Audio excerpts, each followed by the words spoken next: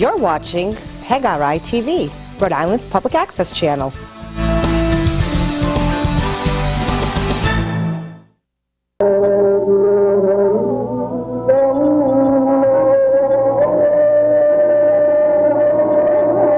Assalamu alaikum to all. My name is Sheikh Abu Hakim Abdullah, President Chairman of Al-Masjid Sharia for Law, a non-profit religious organization operating in the state of Rhode Island, USA. I'm coming to you now not only on Cox Television and Verizon Television, but on the internet. And again, I'm asking you for your assistance.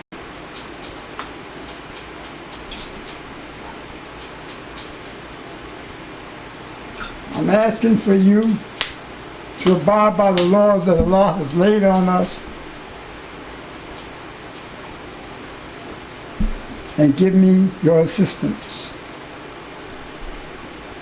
to help me and help what we're trying to do, that you be helping yourself as well. Every word I say on this TV is for your benefit and the benefit of those that fall behind the Prophet Muhammad sallallahu alaihi wasallam. This is not for me alone,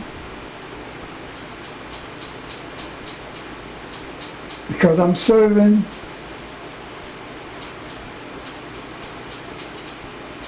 and doing what Allah has told me to do. I'm serving the law. I'm His slave, I'm His servant, I'm employed by Him,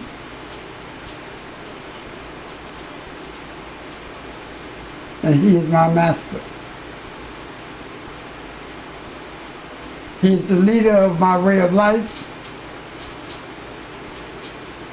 and He has appointed second in command to the Prophet Muhammad sallallahu alaihi wasallam, which we still follow behind, as if He is living among us today. The leader of Islam speaks to us from the Quran and the Hadith. It is the law. It is not some brother sitting up on the hill. It is not some brother sitting in some penthouse or sister. It is the law.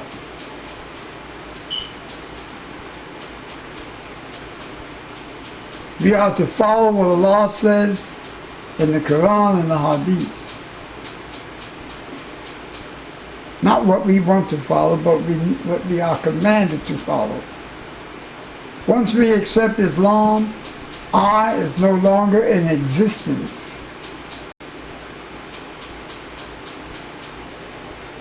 It is we. We must. We must do this. We must do that. We must understand this.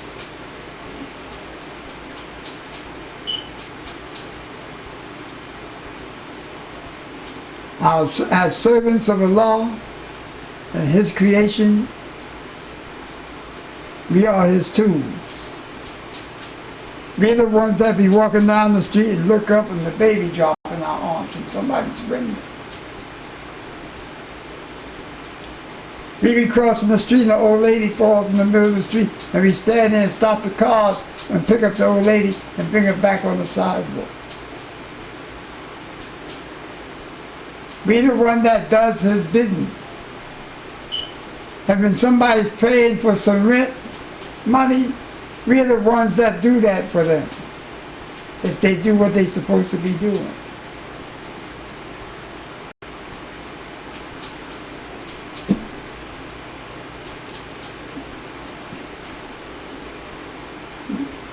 So we're the servants of Allah.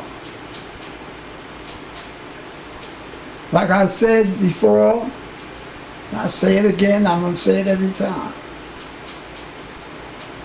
I'm not here trying to get brothers to join the Islam, or I'm not here trying to give you stories of the Quran and the Hadiths.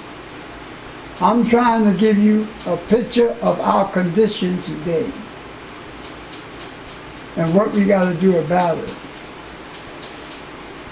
Today we got Muslims walk down the street, don't even speak to each other sometimes.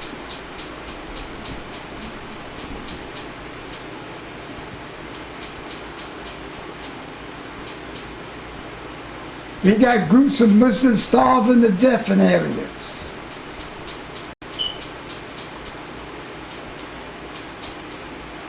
We worried about what was going on in Egypt, what was going on in Syria, what brothers turned against what Muslims in Syria, in Libya.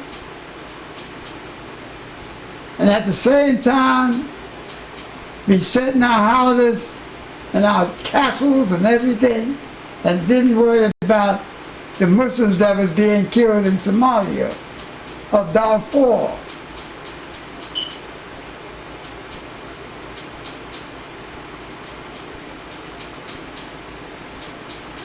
We seem to be leading in another direction than that coming about.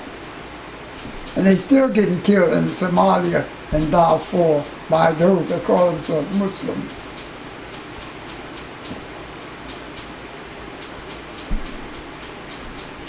I see no reason why a Muslim in Darfur was being starved to death and killed by Muslims.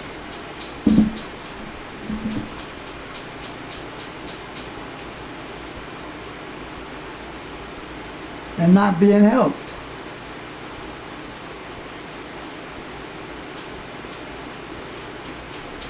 And that sounds kind of prejudiced to me.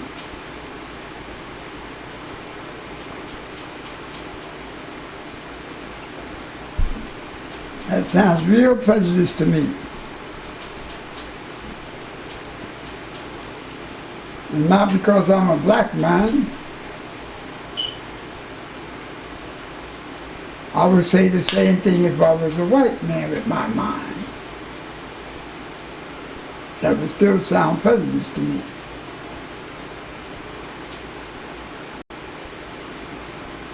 The color of my skin don't give me my thoughts. The condition of people what gives me my thoughts. From the Lord's hand.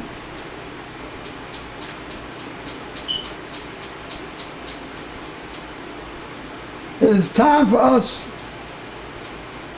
to open up factories. Every so-called Muslim mosque should have an economic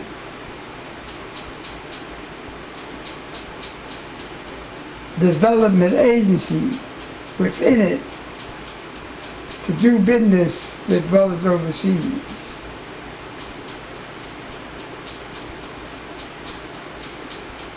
We should have training schools here in every country.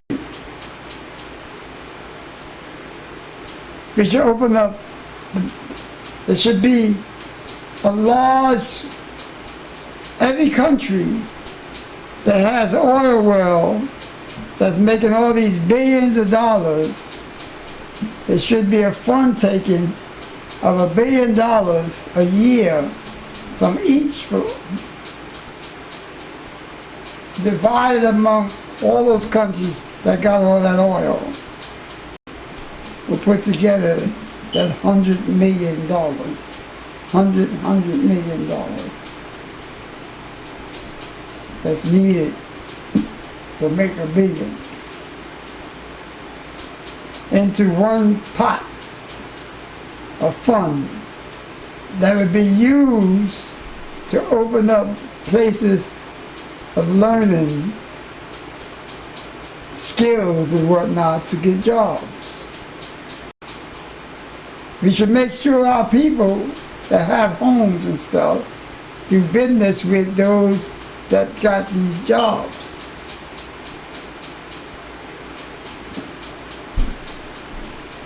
We should turn around and fix boats, cars, and other things, and have trading places for brothers to come and deal in buying property and other things.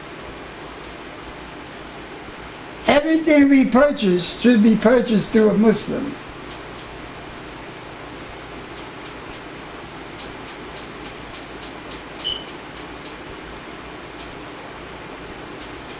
We should be living and trying to get the Muslims to live as equal with each other.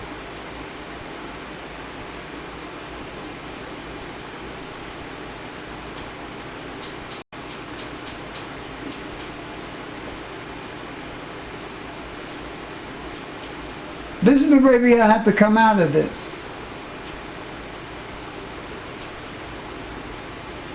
We're going to have to open up schools,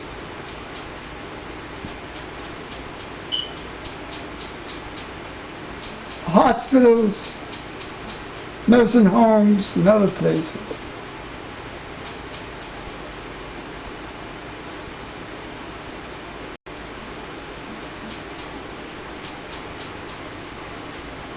We got trillions of dollars laying around in people's pockets. You got brothers overseas that have billions of dollars in the banks in different countries. Billions of dollars. Tell me, what does a brother need with $100 billion or $65 billion or $1 trillion? When you got brothers and sisters in countries that can't even read and write, that don't have water coming out the ground, and who's giving it to them? Who's trying to fix it for them? It's UNICEF, the Red Cross. Feed the children, save the children. All these different non-Muslim organizations is going over there and putting food in the mouths of our brothers and sisters overseas. That don't make no sense at all. Doesn't make any sense at all.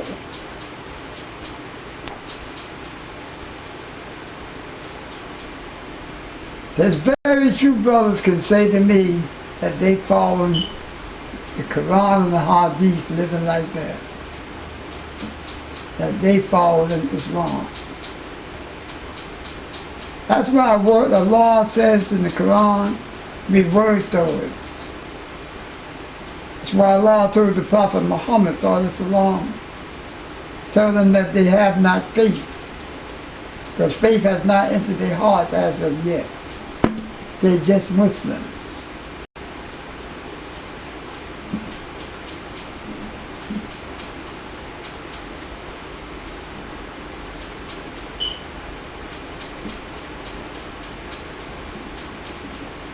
We must stand up against those that are destroying our deen. Whether it be our mothers, our sisters and our brothers, our uncles and our fathers, our cousins and our nephews. We must stand up against them.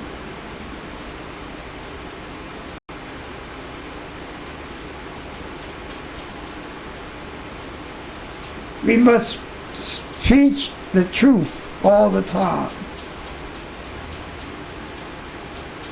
If a person is violent, a person apostated their deen, we must follow the laws with that brother that apostated his deen or her deen, and treat them under the laws of Islam, regardless to what country they're in. That's right. That's a pretty heavy one. regardless of what country they're in, we must follow the laws of the Quran and the Hadiths.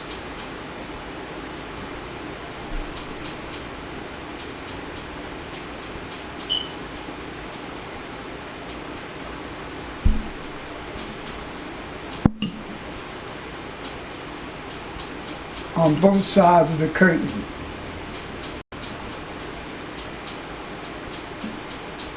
On both sides of the veil. We must follow the laws against all them that are violating the laws of Islam and destroying out their deen.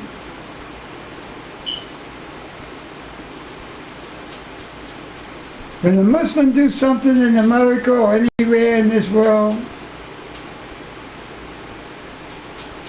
the Christian, the Jews, and everyone else say, that's Islamic.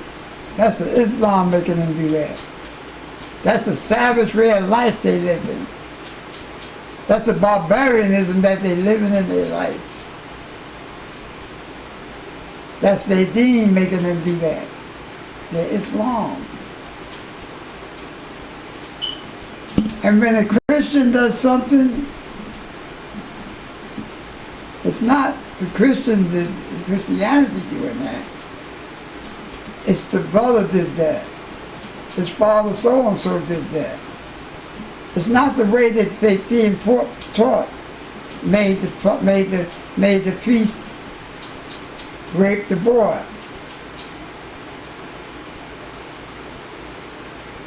But if that was a Muslim that got caught having sex with young Muslim boys, they would have hung him up in the air, they would have hung up the Islam in the air, and they would have hung them both up in the air and say they're all one.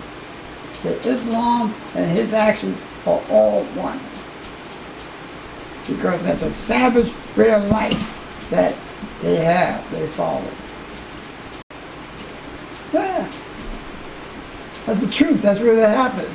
I'm saying it on television. I'm saying it on the internet of the world. That's exactly what would have been said.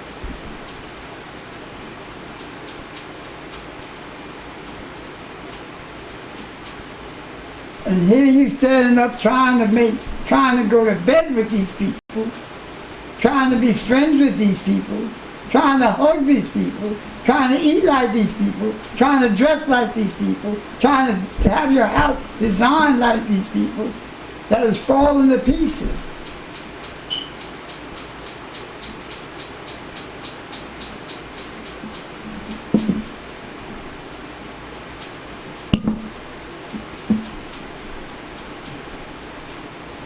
And I'm trying to tell you the difference.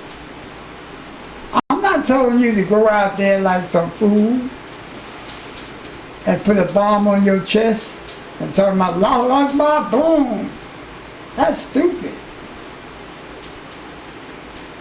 Because that's not going to get us anywhere.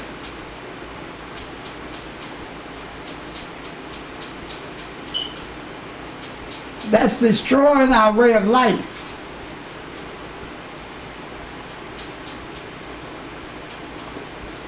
And we're not doing anything about it. That's what makes them look so stupid. That's what gives them the right to say what they're saying about us, because we're not doing anything about that. Or are we funding people that is saying something about it? This is what's happening to us. I don't see anybody giving nobody help that's out here saying what should be said. I don't see it.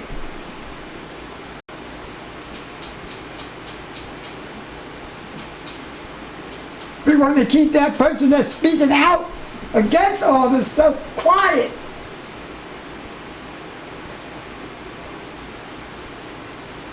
We have a problem. And it's getting bigger. It's like syphilis, it's like gonorrhea, it's like AIDS. It's growing every day, bigger and bigger and bigger and bigger, and it's eating us up.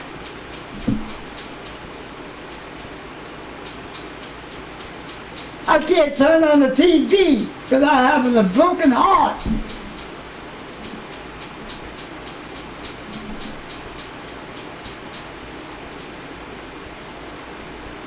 I look on the computer, everybody and his mama's on the computer. And there's more garbage on the computer, more things that's contrary to our way of life on the computer than that television said. But yet in this country here, you got brothers that threw a television set out the window. Literally picked it up and threw it out the window and told their family, you're not going to look at no more TV in this house. But here, go in the room and do all you want to do on this sick internet, on this sick sex house, on the sick television, or whatever it is. And I seen some stuff, there's some stuff on there that shouldn't be on that box. But that's the democratic way. That is what you're trying to follow, the democratic way. That if you want to urinate in that corner, all you gotta have is 10 people out of 15 say we want to urinate in that corner, and in the democratic system, you can urinate in that corner. Regardless of what that urination is doing. But all of you want to urinate in the corner. So that makes it right. That's the democratic way. The majority overrules the minority.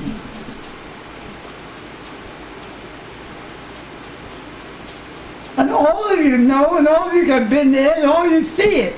The majority is usually the group that's wrong.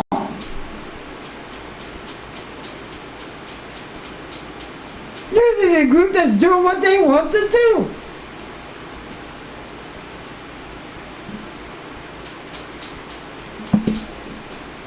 I don't understand you. Brothers and sisters, I'm trying to talk to you. I'm trying to give you what nobody else is trying to do with you today. I look on this box, I look at the computer, and I see what brothers are talking about, sisters are talking about. You're doing the same repetitious thing over and over and over again.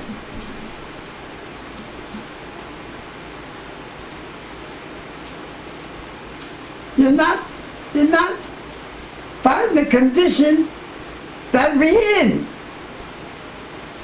You're up on the deck of this ship that's sinking, that's going like this, sinking, and you're playing shuffleboard, and you're listening to music, and you're playing table tennis, and you're doing all these things that you should be downstairs getting buckets of water out the basement. And you're not doing that. We got 30-something people, 3,000 people that died in the World Trade Center.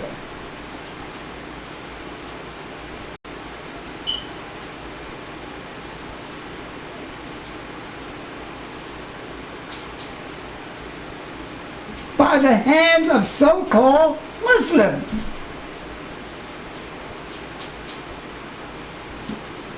I mean, trying to say the FBI did it, the CIA did it, the secret organization did it.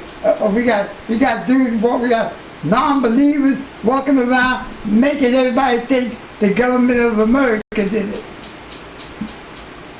Blew their own selves up in order to do what?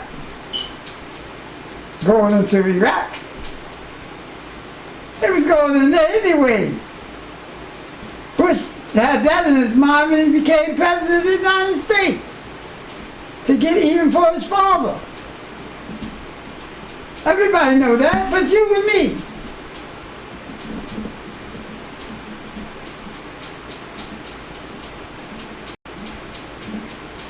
So I'm talking to you. I'm talking to you straight up. I'm giving you what nobody else is trying to give you. Excuse me.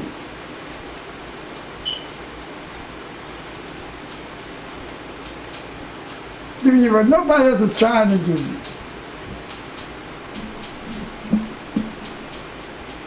And what's happening? I don't know what's happening with you. I've been saying this, I've been preaching this. Oh, I've been preaching this since 96. Steady. I've been on this TV thing here and the internet. I mean, not the internet. I've been on this the television boob tube since 86. And I've been preaching like this and talking like this since 96, since I came back from Kuwait.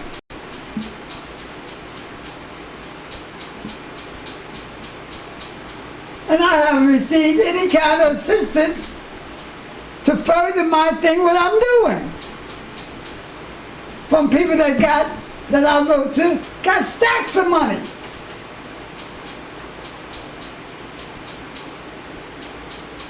Got stacks of money.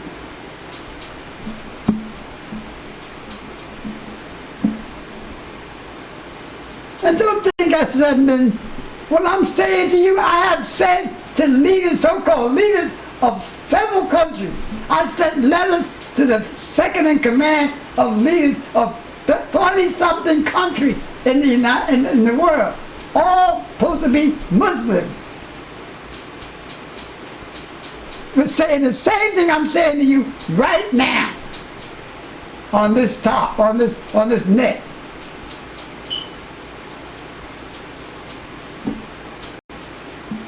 And you believe, and let me, I can't, boy, if I told you what I had to go through in life to get on this net, this computer system, the very computer I have that I was asking for, I got it through being in the armed forces of the United States Army.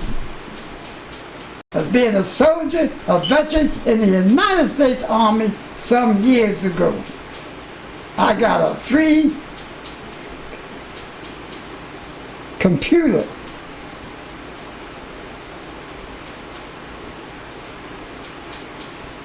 And I have asked this from brothers, sisters that's supposed to be that swear they Muslim, the best ones going.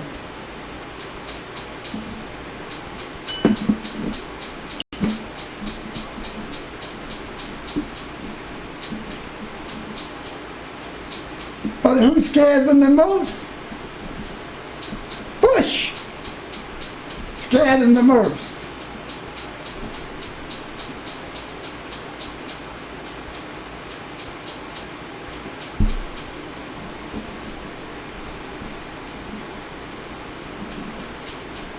I don't know what to say to you no more.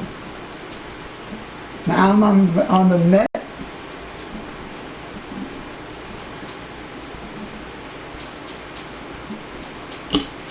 Now I'm on the net.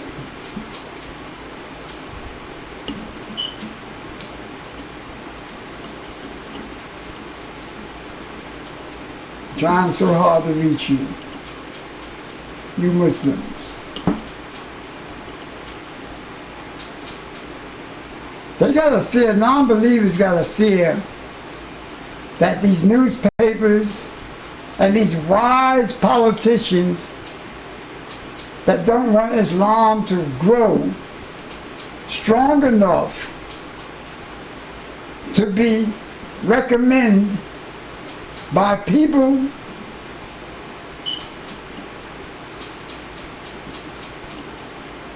of the other worlds as acceptable to all mankind.